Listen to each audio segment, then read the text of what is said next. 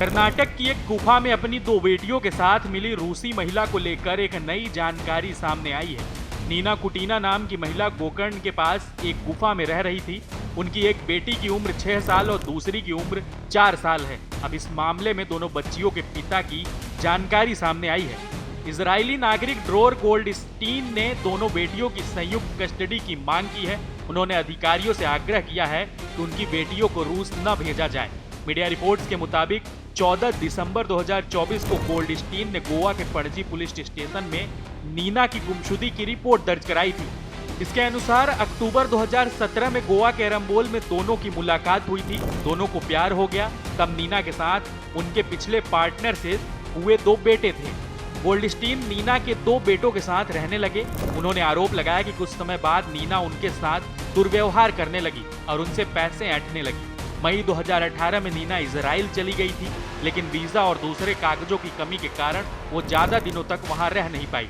नीना को उनके बच्चे के साथ रूस डिपोर्ट कर दिया गया। उसके बाद वो यूक्रेन में रहने लगी। गोल्डस्टीन ने दावा किया कि नीना के बुरे व्यवहार के कारण उनसे दूरी बनाने लगे थे, लेकिन जून 2018 में उनके पास नीना का एक ईमेल आया जिसमें उन्होंने कहा था कि वो प्रेग्नेंट है। इसके बाद यूक्रेन में रहते हुए उन्होंने एक बेटी को जन्म दिया।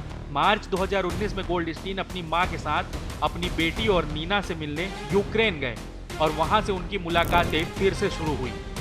अपने बेटी के साथ नीना और गोल्डस्टीन कोस्टा रिका गए, लेकिन बाद में निजी कारणों से वो इजराइल लौट गए। जनवरी 2020 में नीना और उनकी बेटी भारत आई और गोवा में रहने लगी। कुछ समय बाद गोल्डस्टीन को पता चला कि नीना फिर से प्रेग्नेंट है और मई 2020 में उनकी दूसरी बेटी का जन्म हुआ। रूसी महिला ने दावा किया कि उन्होंने अपनी इस बेटी को गोवा की एक गुफा में अकेले ही जन्म दिया था। गोल्डस्टीन ने दावा किया कि उन्होंने मां और बच्चों को आर्थिक मदद दी। उन्होंने कहा कि वो नीना के दुर्व्यवहार से बचने के लिए उस समय भारत नहीं आना चाहते थे। दिसंबर 2021 में गोल्डस्टीन अपनी बेटियों से मिलने भारत आए। उनका कहना था कि नीना बच्चों की पढ़ाई के बारे में कुछ नहीं सोच रही थी और उन्हें किसी स्कूल में भेजने के लिए बिल्कुल भी तैयार नहीं थी। इजरायली नागरिक ने आरोप लगाया कि नीना धीरे धीरे उनसे दूर रहने लगी और उनकी बेटियों को भी उनसे दूर रखने लगी।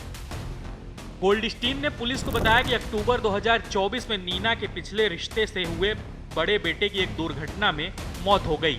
नीना आर्थिक तंगी से जूझ रही थी, इसलिए उन्होंने आर्थिक मदद की पेशकश की और पणजी के एक होटल में उनके और उनके बच्चों के लिए कमरा बुक कर लिया।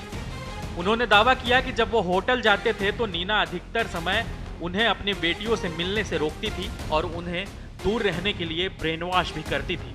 गोल्डस्टीन 6 नवंबर 2024 को अपना वीजा रेन्यू कराने नेपाल गए थे और जब 22 नवंबर को भारत लौटे तो नीना गायब थी। उन्होंने दावा किया कि नीना ने उनके कॉल का जवाब नहीं दिया। बाद में उन्हें पता चला कि नीना उनकी बेटियों को लेकर गोकर्ण चली गई है। नीना फिलहाल बेंगलुरु के एक डिटेंशन सेंटर में रखा गया है, जहां से उन्हें उनके देश वापस भेज दिया जाएगा। देश दुनिया की ताजा खबरें और वीडियोस के लिए अभी डाउनलोड करें पत्रिका ऐप।